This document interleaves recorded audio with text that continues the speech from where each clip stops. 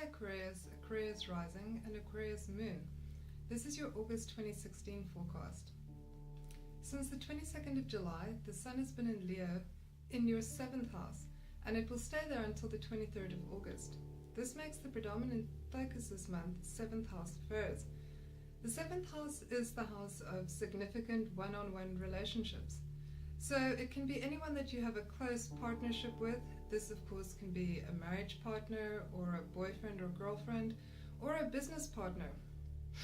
If you're a consultant, it can refer to one-on-one consulting, and if this is the case, it will be a busy month for you. It can also show a good time to consult with a professional, whether it's a lawyer, an astrologer, a doctor, or anyone where you would benefit from professional expertise. So good for that sort of consulting too. So if you're not in a partnership, having the Sun in the 7th house at this time could make you more inclined to partner up. You'll also be looking at how beneficial your partnerships are. Is it a mutual give and take?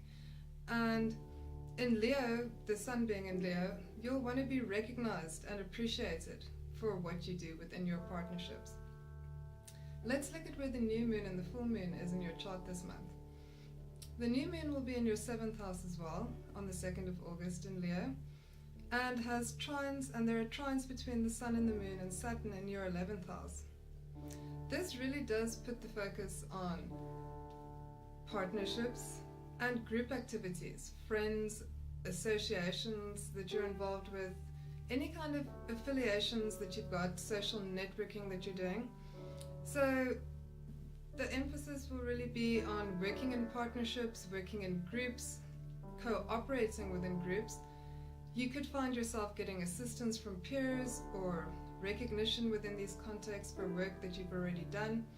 So assistance from respected authority figures. And also you'll be applying yourself very diligently and conscientiously and seeking recognition, which you should receive.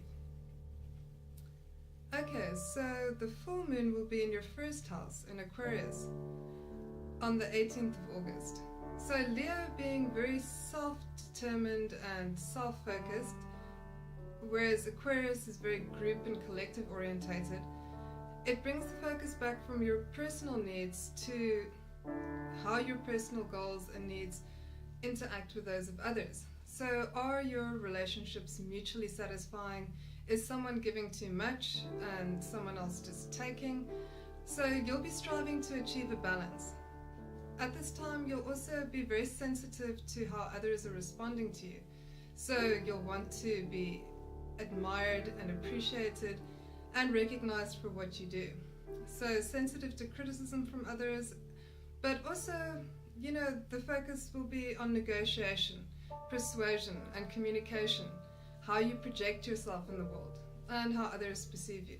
So the 1st of August kicks off with a lovely trine between Venus and Uranus from your 7th to 3rd house, and between Saturn and the Sun from your 7th and the 11th houses. Okay, let's look at the Venus trine Uranus in the 7th and the 3rd.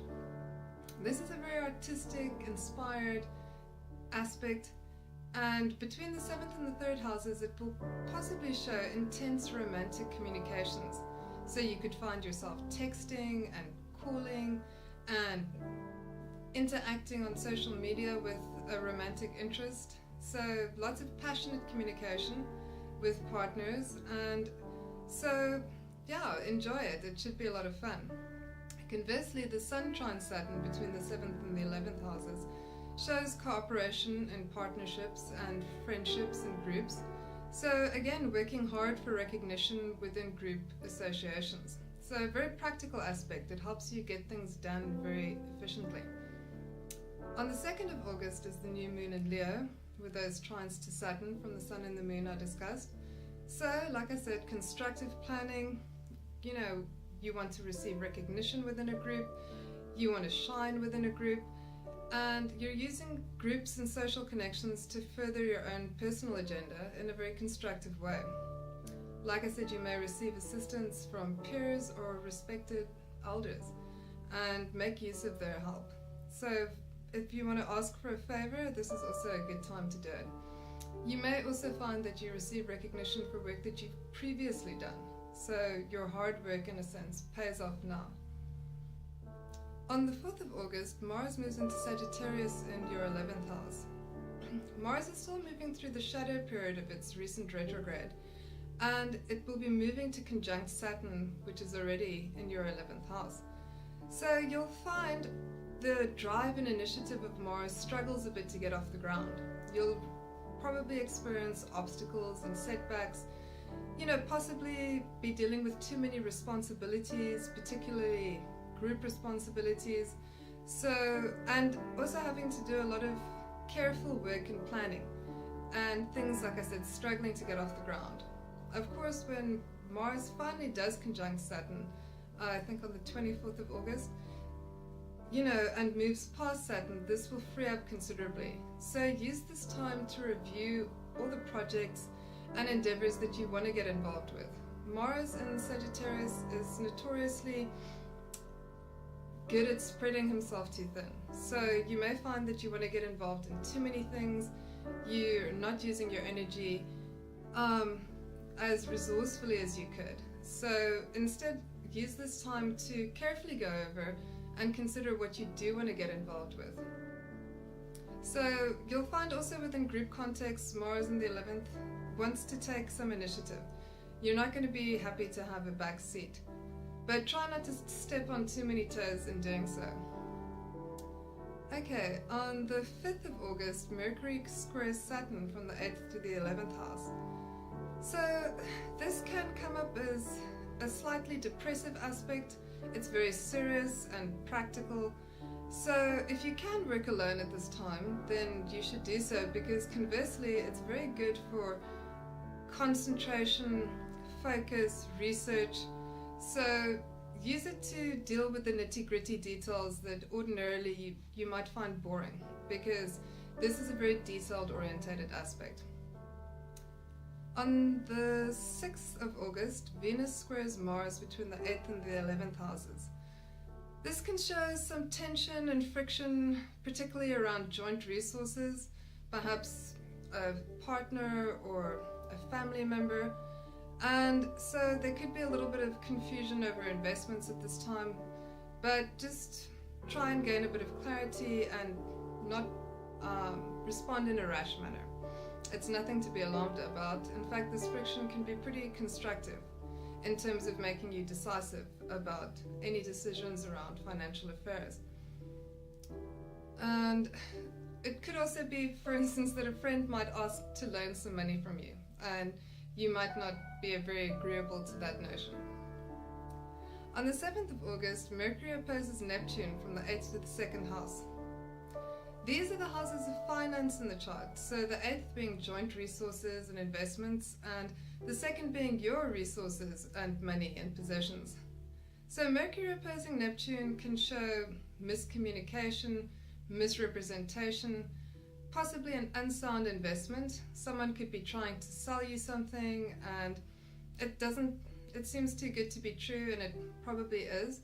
So not a good time to commit to any kind of business transactions or deals. You'll want to wait until the confusion dies down, which happens with the next aspect.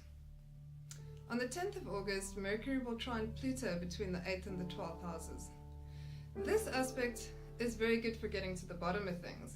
It's very focused and intense, so great for research and very good for therapeutic work also. So if you're trying to make some kind of personal breakthrough, this can really put the wind in your sails and give you some insights about how to do so. So a very good intense aspect for research, for anything that involves a diligent application. So strong on the ideas front. So you'll have a lot of ideas and use that to develop a personal project that you're trying to work out. On the 14th of August, Venus opposes Neptune, also between the 8th and the 2nd houses.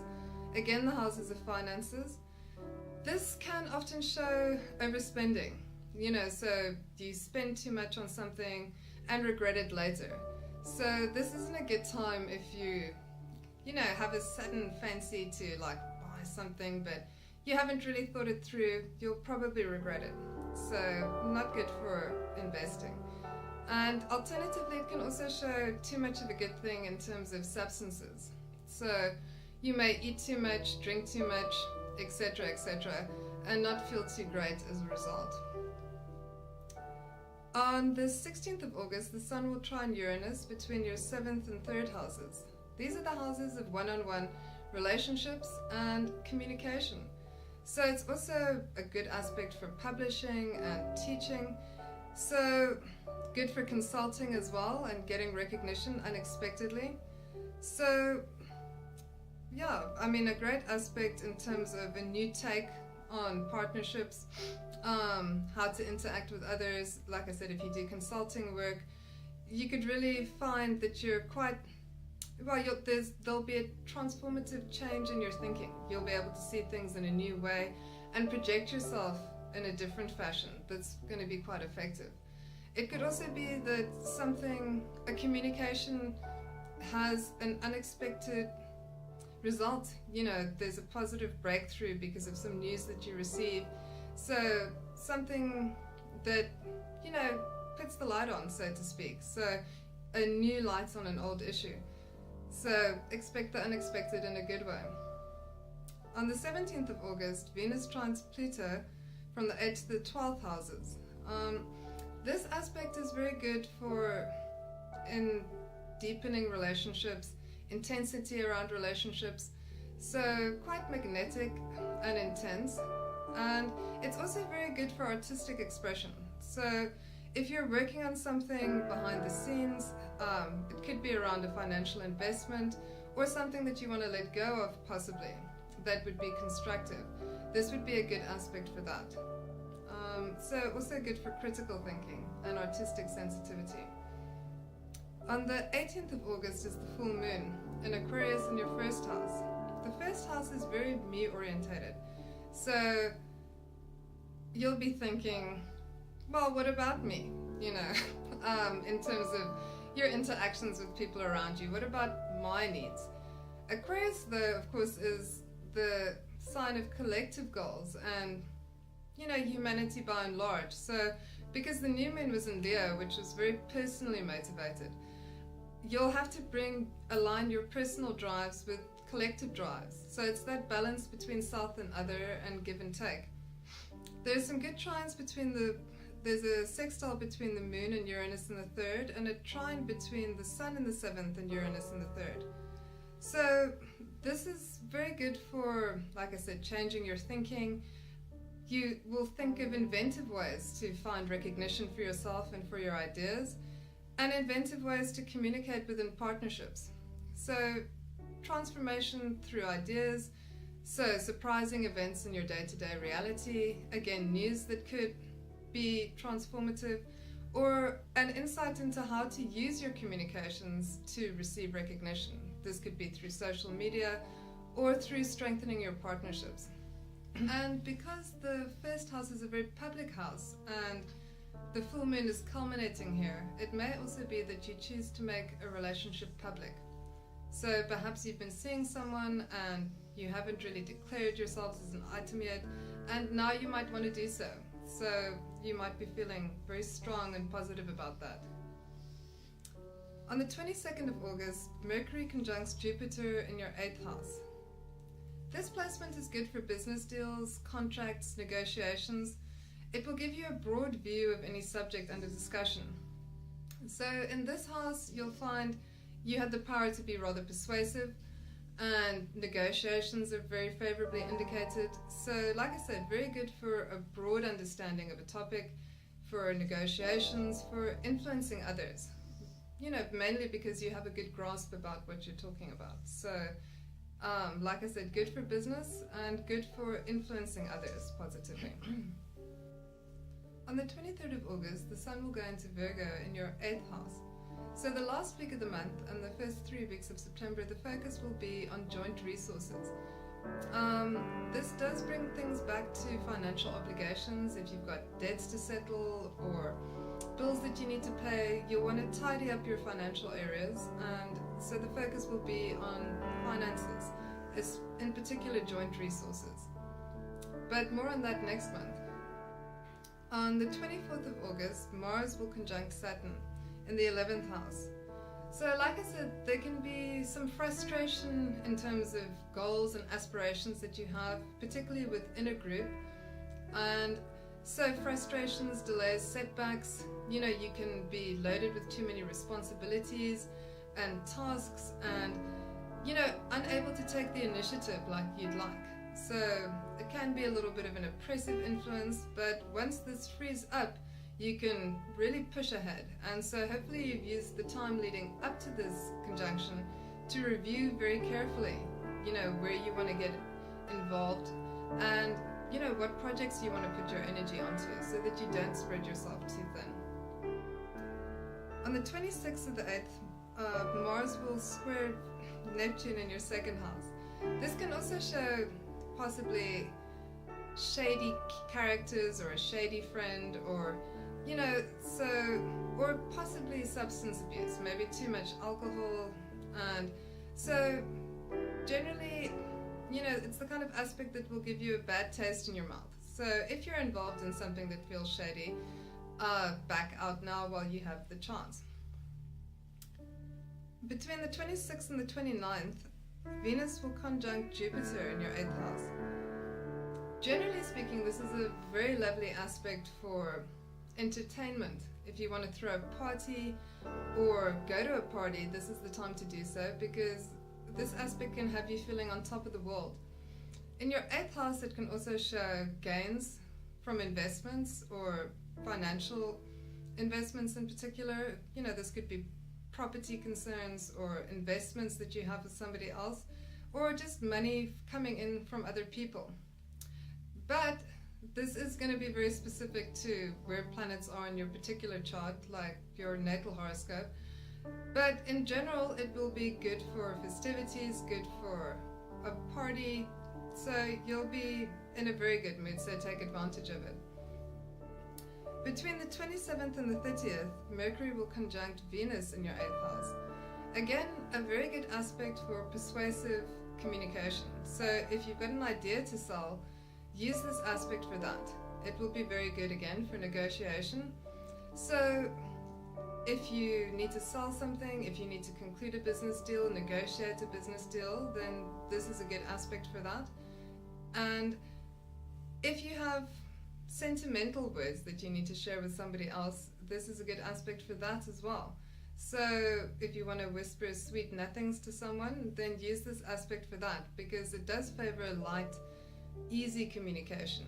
And so you'll find yourself feeling very silver-tongued. Anyway, that's all for this month. Thanks for tuning in. And please do so again next month.